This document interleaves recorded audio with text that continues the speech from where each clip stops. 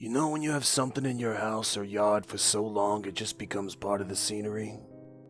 You don't pay any day-to-day attention to it, but you know right away if it was missing or damaged?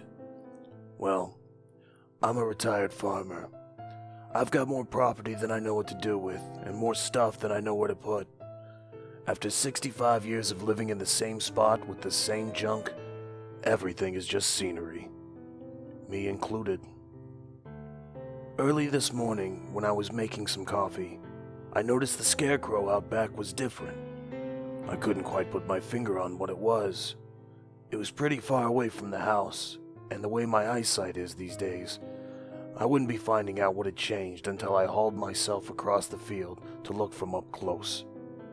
But with the rain coming down as bad as it was, I wouldn't be satisfying my curiosity anytime soon. I forgot about the scarecrow and went about my daily routine. Coffee with a bacon sandwich on rye with butter. I still have no idea how I developed a taste for rye.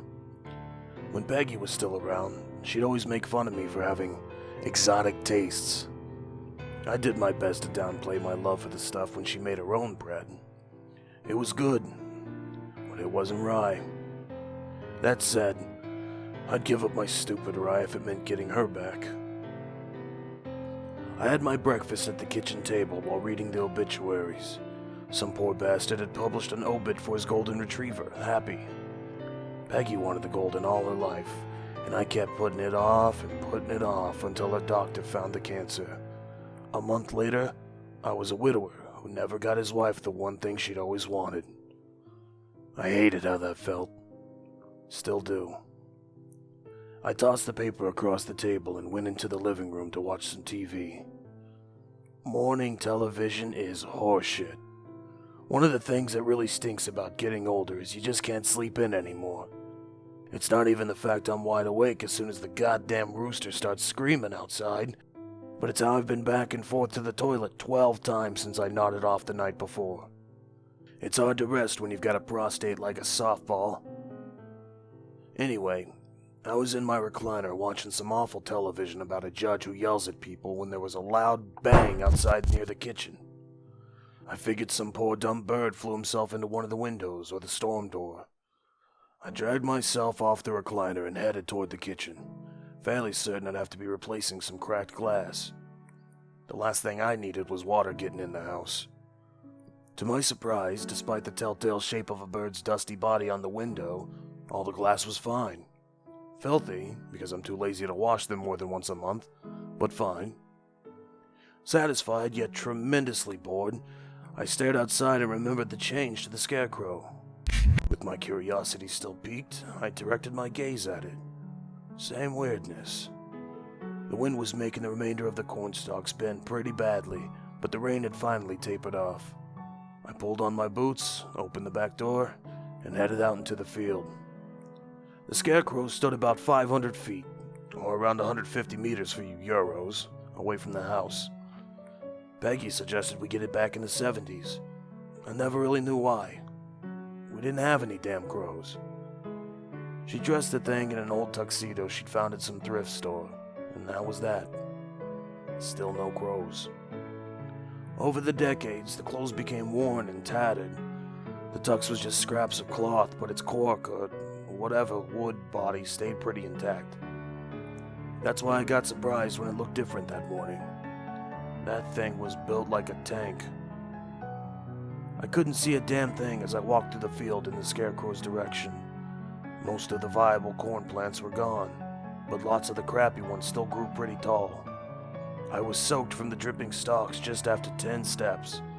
I figured I might as well keep going just to satisfy the diminishing curiosity and feel like I succeeded in doing something today. After a couple of minutes, I got to the scarecrow. It stood about 15 feet high. When I looked up at it, I felt like an asshole's asshole. Why'd it look different? The wind had blown so hard, it turned the body around, so instead of its front facing the window, its side did. And if I actually got glasses when the doctor told me to, I would have seen that from the kitchen and saved myself a walk and a soaking. I headed back. I stepped out of the cornfield and went around to the front of the house. I'd forgotten to put away my motorcycle the night before, and I needed to make sure the wind hadn't blown it over. Once I saw the bike was fine, I turned and saw that the fucking storm door was shattered. On cue, the torrential rain resumed, further soaking me and pouring into the house. I was not happy. Blood-covered glass from the storm door crunched under my boots as I walked through the front hall. The thing that hit the door must have been huge. It left a trail of gore all the way into the living room. Whatever it was stunk so bad my eyes started to water. As I looked around for its corpse, I stopped in my tracks. The scarecrow, the pouring rain, and the shattered door were put out of my mind when I saw a dog standing next to my recliner. It was terribly injured. Injured to the point where I couldn't believe it was still alive. Loops of intestines clung to the floor, leaking putrid grease that bloomed outward as it spread over the hardwood. Its remaining fur, once yellow or some variant thereof, was matted with encrusted blood and other nauseating fluids. It looked emaciated. The flesh of its chest clung to its ribs like rotting shrink wrap. Through the patchy fur by its neck, a massive infestation of maggots writhed and chewed at the meat. But still somehow, the dog stood. When it saw me, the remaining part of the tail swung weakly, as if it was happy to see me. Something clicked and my blood chilled. Happy. The color of the dog was definitely gold. I could see now that I'd made the connection. I said aloud, "Happy," and the ruined animal's tail wagged even harder.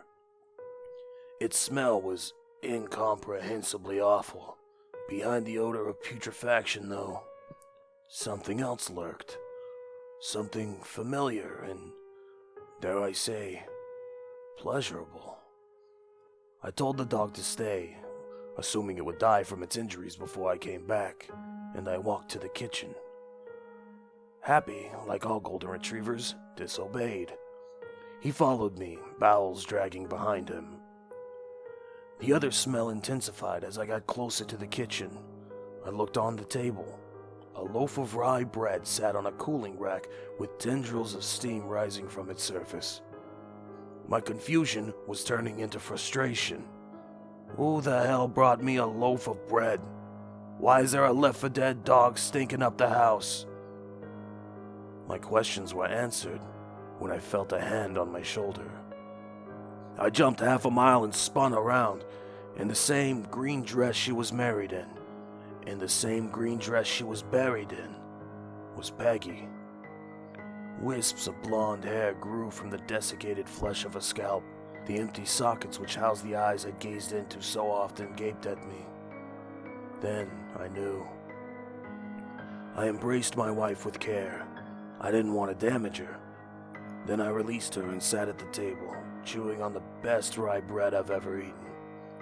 Happy sniffed at Peggy, who knelt down, joints cracking like gunshots, and wrapped her arms around its rotting body. She pressed the side of her head against his warmy neck.